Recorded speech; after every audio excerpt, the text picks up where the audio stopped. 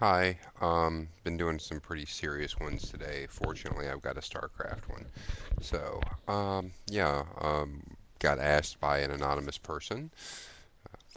By the way, I really appreciate the questions that you throw in, and I'm not putting any pressure on anybody to put their names on it. But a lot of times I get asked, "Well, who asked you that?"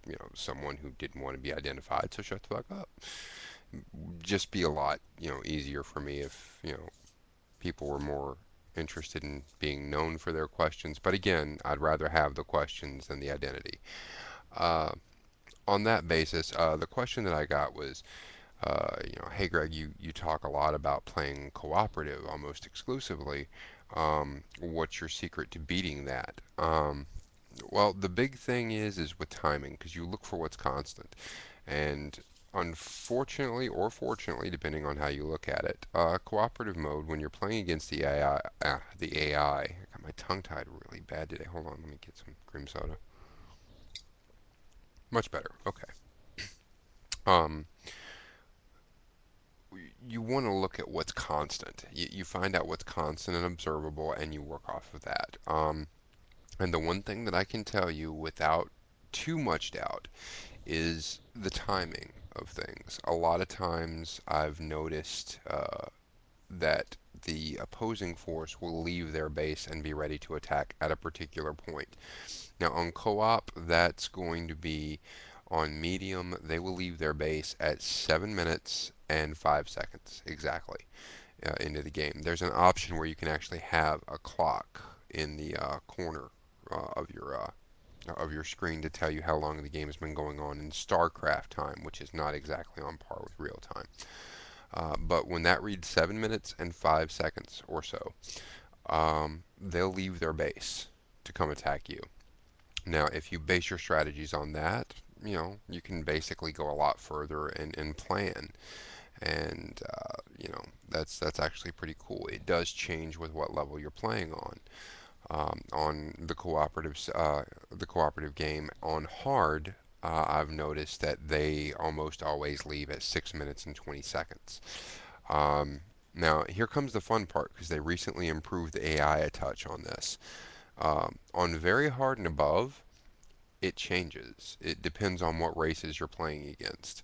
If you have Zerg involved at all, the Zerg will start attacking you on very hard as soon as they have units. And they'll send them over like three at initial burst and then how many ever they can replenish. Terrans seem to go at about 5 minutes and change. Protoss as well, 5 minutes and change. It's the question of the combinations where it starts to change and shift. So when they say very hard, they're not playing. It's definitely something that you would want to look into. If you play a cooperative game or something with an AI opponent and you want to find out more about it, all I would really recommend that you'd have to do is take a look at your replay of the game and switch to everyone view and then just watch for when they leave and then see if that's a commonality for you on whatever setting you're going on. The one I am most certain of and does seem to be almost religious is the 6 minutes and 20 seconds on hard.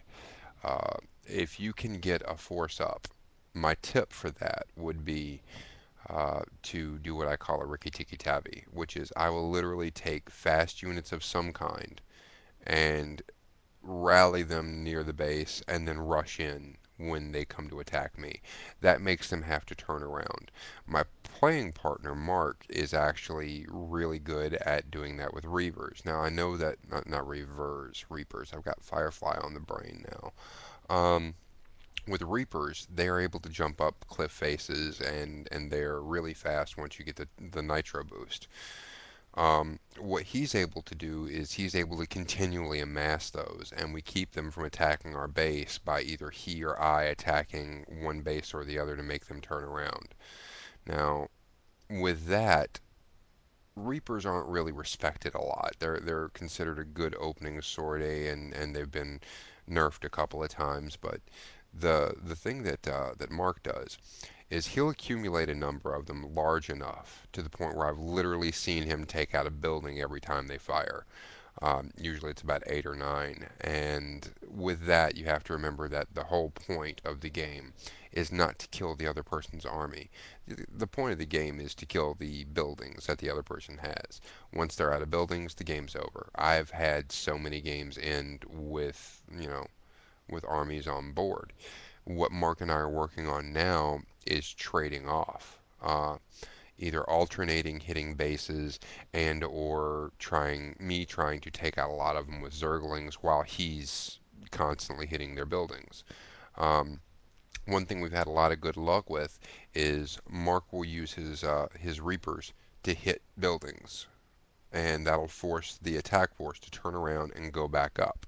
Now at that point, I really seem to have a good time hitting the attacking armies from behind with my Speedlings, which is a Zergling with speed boost. That basically makes that group stop. If they're far enough apart, I can actually take those groups out one at a time, and that really, really goes a long way because what you have to remember is at the end of this, if I'm able to take care of my end and reduce or eliminate the attacking force, they really don't have much of anything left. They're not going to be able to generate anything quick enough to deal with the Zerglings, and the Reapers have enough firepower at that point to pretty much handle a lot of stuff that'll come up, and yeah, it just turns nasty quick. How quick we're currently working on hard, and if it goes beyond 12 minutes, it feels to us like it's taking forever. So that's something that you're going to want to think about is definitely watching the time. Now, another thing that I would recommend from the replay is watching your production, figuring out where you can change. Do you want to go for a big economy? Do you want to go for early troops?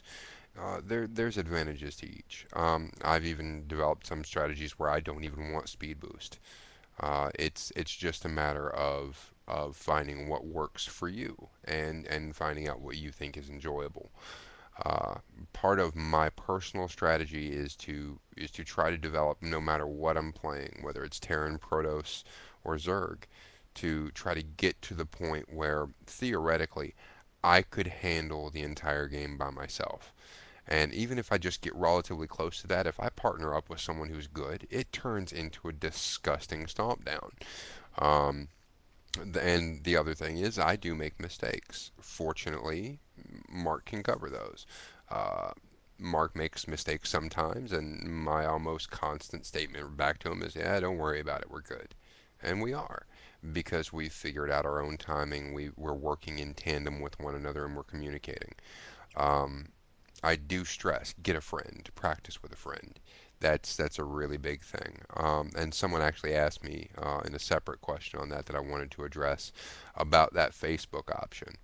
To my knowledge, it does not post anything on Facebook. What it does is it accesses your Facebook account and cross-references the people who are on there with the people who are on your friends list with the people who are on StarCraft, and that allows you to have them in almost like a little IM window. So at that point, you'd be amazed at some of your friends who are actually playing. I still haven't run into half of the people on my friends list on there, but they do have the game. They just don't play as obsessively as I do.